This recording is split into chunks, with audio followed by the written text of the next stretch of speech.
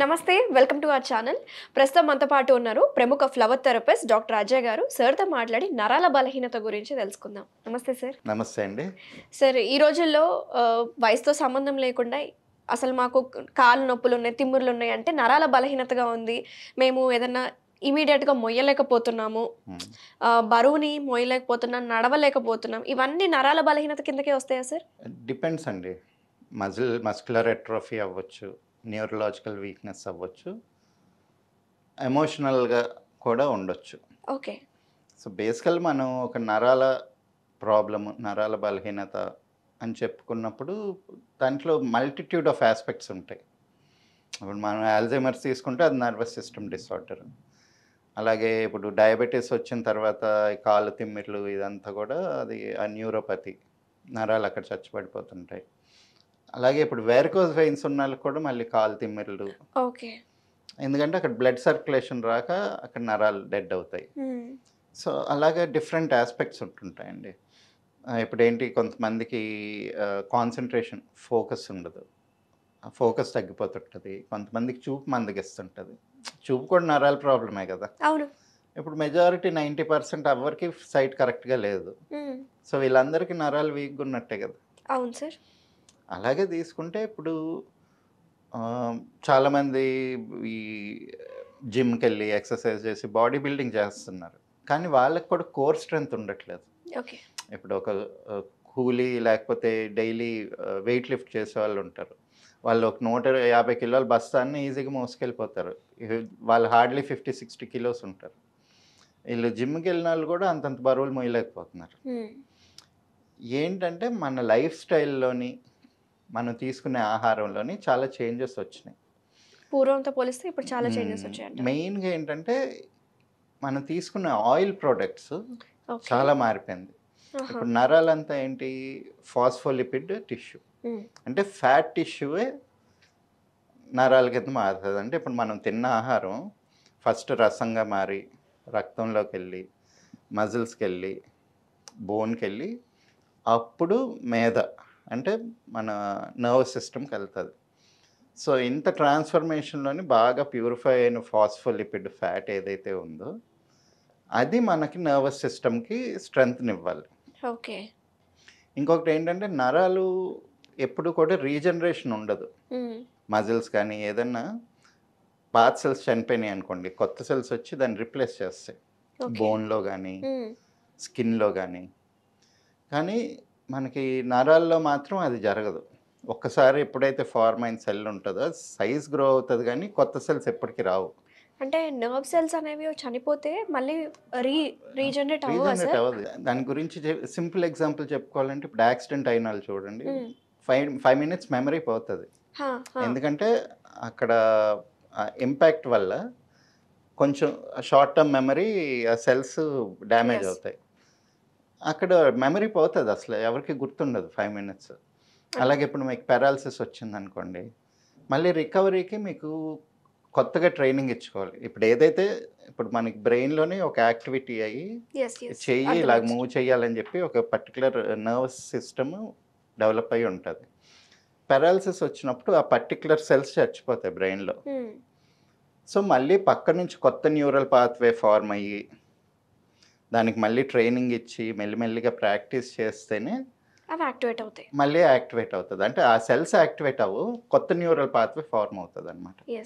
So అందుకని మన వాళ్ళు పూర్వకాలం నుంచి కూడా ఎప్పుడు బాడీలో మజిల్స్ బోన్స్ ఎలాగున్నా కానీ నర్వస్ సిస్టమ్ని మాత్రం కంపల్సరీగా కంటిన్యూస్గా దానికి పోషణ అనేది అందించేవాళ్ళు. ఇప్పుడు బాగా మనం తినే ఆహారంలోనే యూజువల్గా మనకి ఫస్ట్ అండ్ ఫార్మోస్ట్ నెయ్యి అండి. తీసుకుంటే ఎంత సాత్విక ఆహారం తీసుకున్నా కానీ బ్రాహ్మణులు కానీ ఎవరికైతే ఎక్కువ మేధాశక్తి కావాలో వాళ్ళు నెయ్యి తినేవాళ్ళు కంపల్సరీగా. ఎందుకంటే ఇది ఒక యానిమల్ ప్రోటీన్, ఒక ప్యూరిఫైడ్ ఫాస్ఫోలిపిడ్. అంటే ఇప్పుడు ఒక ఆవు తన పిల్లల కోసం చేసుకున్న పాలు అంటే మొత్తం అంతా ఫిల్టర్ అయ్యి ప్యూరిఫై అయ్యి మంచి ప్రోడక్ట్. దానిలోంచి మనం ఇంకా రిఫైన్ చేసి అవసరమైన ఫాస్ఫోలిపిడ్ మాత్రమే తీసుకున్నాం. సో ఇది మనకి చాలా helpful brain nervous system building కానీ బ్రెయిన్ గ్రోత్కి కానీ యాక్టివ్గా ఉంచడానికి కానీ. సో ఒక 50 ఇయర్స్ బ్యాక్ ఏమైంది, నెయ్యి కొలెస్ట్రాల్, నెయ్యి తింటే హార్ట్ అటాక్ వచ్చేస్తుంది, ఎక్కువ చచ్చిపోతారు అని చెప్పి నెయ్యి మొత్తం మానేశారు అసలు జనాలు తినడం. దాని బదులు ఏం తెచ్చుకున్నారు, రిఫైన్డ్ ఆయిల్ తెచ్చారు. అసలు రిఫైన్డ్ ఆయిల్ ఎక్కడి నుంచి స్టార్ట్ అయింది, వాళ్ళకి ఒక కమర్షియల్ ఆస్పెక్ట్.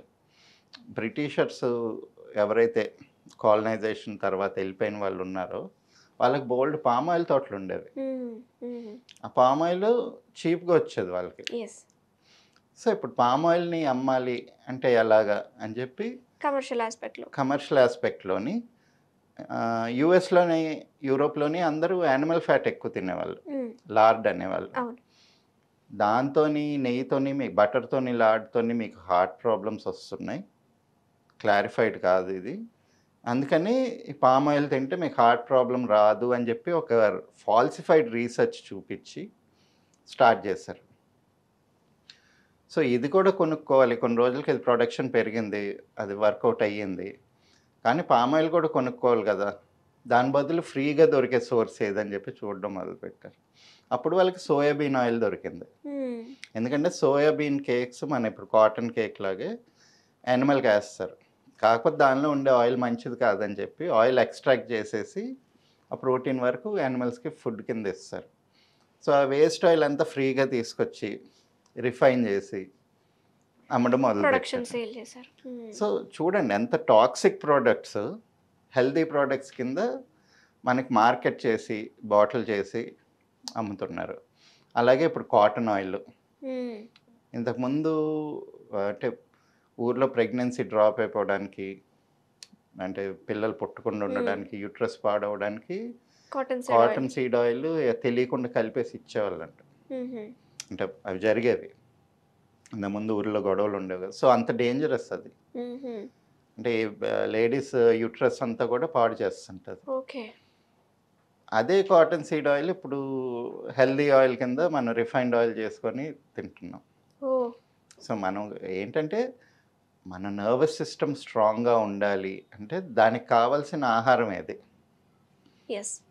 రెండోది ఏంటంటే పౌల్ట్రీ ప్రోడక్ట్స్ చాలా ఎక్కువైపోయినాయి ఇండస్ట్రీగా మారినప్పటి నుంచి. పౌల్ట్రీ ఇప్పుడు నాటుకోడి గుడ్డులాగా లేవు, వీటికి అవసరమైన మోతాదు కన్నా చాలా ఎక్కువ ఇస్తున్నారు.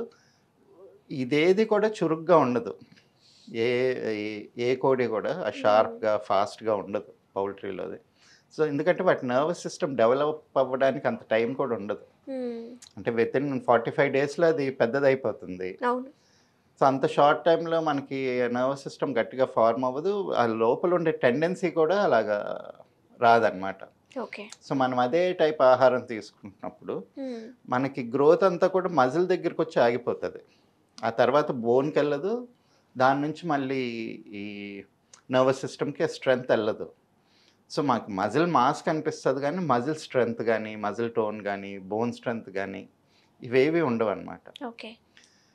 ఫైనల్గా ఏంటంటే మన లైఫ్ స్టైల్, ఏదన్నా కానీ ప్రాక్టీస్ మేక్స్ పర్ఫెక్ట్. ఇప్పుడు రాయడం రాని వాళ్ళకి తీసుకొచ్చి చాలా మంచి ఆర్టిస్ట్ అయ్యి ఉండొచ్చు ఊర్లో, వాళ్ళతో ఇంగ్లీష్ ఆల్ఫాబెట్స్ నీట్గా రాయి, కాలిగ్రఫీ రాయి అంటే వాళ్ళు రాయలేరు. ట్రైనింగ్ ఇవ్వాలి, అలవాటు చేయాలి, అలవాటు చేసి సో బ్రెయిన్ ఎప్పుడు షార్ప్గా ఉంచుకుంటూ ఉండాలి. అలాగే మజిల్స్ని వాటిని కూడా కంటిన్యూస్ ట్రైనింగ్, కంటిన్యూస్గా దాన్ని యాక్టివిటీలో ఉంచినప్పుడు నర్వస్ ప్రాబ్లమ్స్ రాకుండా ఉంటాయండి. సో ఫుడ్ విషయానికి వద్దాం సార్, ఎందుకంటే మీరు అన్నట్టు లైఫ్ స్టైల్ మారిపోయింది, ఆహారపు అలవాట్లు మారిపోయాయి. నరాలు వీక్గా ఉన్న వాళ్ళకి అంటే చురుగ్గా పనితీరు పెంచే విధంగా ఆహారం ఏది ఎక్కువగా ప్రిఫర్ చేస్తే మంచిది అంటారు? ఎక్కువ తీగ కాసే కాయగూరలు. ఇంతకుముందు గుమ్మడికాయ, బూడిద గుమ్మడికాయ, కూష్మాండం, ఉర్వారకం అని చెప్పేసి ఇది కంపల్సరీగా వంటల్లో వాడేవాళ్ళు. సో ఈ తీగ కాసే కాయగూరల నుంచి మనకి నర్వస్ సిస్టమ్ స్ట్రెంగ్త్ అయ్యే ఎక్కువ ధాతువులు వస్తాయి. అది కాకుండా ప్రతి దాంట్లో మనకి నువ్వులు, ఇప్పుడు నువ్వుల నుంచి వచ్చే నూనె కూడా మన క్లైమేటిక్ కండిషన్స్కి బెనిఫిషియల్గా ఉంటుంది, అంటే మనకి కావాల్సిన ప్రోటీన్ వస్తుంది, అట్ ద సేమ్ టైం దీని ఆయిల్లోంచి మనకు కావాల్సిన ఫాస్ఫోలిపిడ్స్ కూడా మంచి ఫాస్ఫోలిపిడ్స్ ఉంటాయి. సో నర్వస్ సిస్టమ్ స్ట్రెంథనింగ్ అవ్వడానికి నువ్వులు, నెయ్యి. ఇంతకుముందు ఇవే ఎక్కువ వాడేవాళ్ళు కదా, నువ్వుల నూనె నెయ్యే వాడేవాళ్ళు ఇంట్లో ప్రతిదానికి. ఆయిల్ రిఫైన్డ్ కూడా ఆయిల్ కానీ నువ్వుల నూనె వాడేవాళ్ళు. నువ్వుల నూనె వాడేవాళ్ళు. ఆ, గర్భిణీ స్త్రీలకి లేకపోతే పిల్లలకి కూడా నువ్వులు ఉండలు మ్మ్. ఇవన్నీ తినిపించేవాళ్ళు. ఎందుకంటే దీంతో ఆ నర్వస్ సిస్టమ్ స్ట్రెంగ్తన్ అవుతుంది ఇది. అండ్ అది కాకుండా ఆహారంలోని మెయిన్గా నాన్ వెజిటేరియన్ ఎంత ఎక్కువ తినేవాళ్ళు కాదు. ఎస్పెషల్లీ పౌల్ట్రీ గురించి మాట్లాడుకున్నాం కదా, దాంతో నర్వస్ సిస్టమ్ చాలా వీక్ అవుతుంది. Yes. సో వీలున్నంత వరకు అది తగ్గించి ఎక్కువ తేగ కాయగూరలు తిని, రిఫైన్డ్ ఆయిల్ మానేసి నెయ్యి, నువ్వుల నూనె, నువ్వులుండలు, నువ్వులతో చేసిన ప్రోడక్ట్స్ తీసుకుంటే మనకి నర్వస్ సిస్టమ్ ఇది స్ట్రాంగ్గా ఉంటుందండి. ఓకే, థ్యాంక్ యూ సార్, చాలా వివరంగా చెప్పారు. నరాల బలహీనత అనేది ఎందుకు వస్తుంది, మనం ఎలాంటి ఆయిల్స్ని వాడాలి, అలాగే నువ్వులు ఇంకా నెయ్యి యొక్క ప్రాముఖ్యత ఏంటో చాలా వివరంగా చెప్పినందుకు థ్యాంక్ యూ అండి. నమస్తే.